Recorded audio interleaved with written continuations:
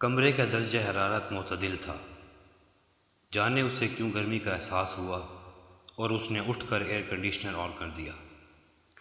بستر پر واپس ٹیک لگا کر اس نے اخبار کا خبر کا بقیہ ٹکڑا اور جس نمبر کے تحت وہ ٹکڑا کہیں درمیان والے صفحات میں اشتہاروں کے جنگل میں گم تھا تلاش کیا، اور خبر مکمل پڑھ لینے کے بعد اس نے پھر پہلے صفحے پر نظر ڈالی۔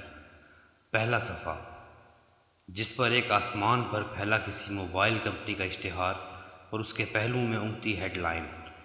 اشتہار میں کوئی خاص کشش نہیں تھی اور آنکھ پلٹتے ہوئے اسے احساس ہوا کہ ایئر کنڈیشن سے گرم ہوا کا اخراج ہو رہا ہے، حالانکہ ایسا ہرگز نہیں تھا۔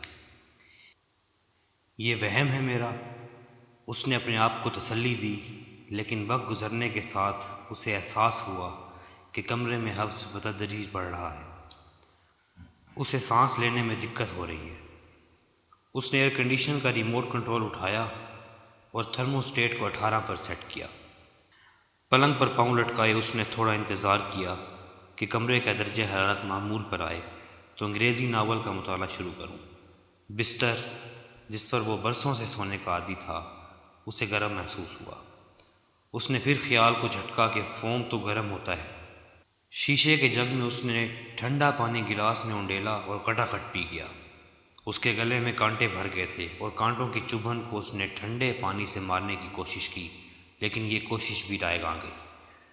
وہ اٹھ کر ایئر کنڈیشن کے قریب گیا، ہوا کو چھو کے محسوس کیا، ہوا گرم تھی۔ اسی دوران اس کی بیوی نے پورے بدن کروٹ لی۔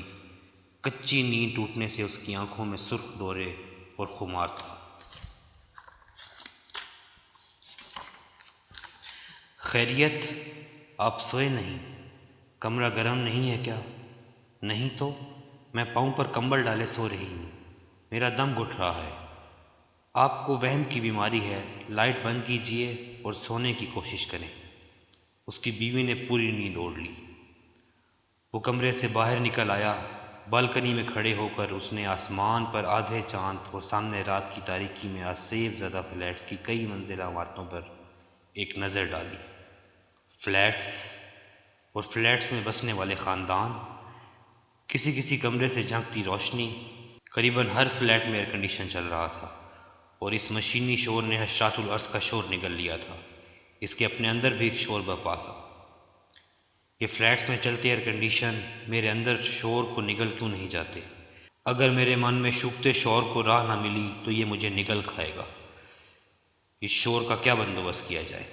کمرے کے اندر حبس تھا، باہر موسم میں حدت تھی۔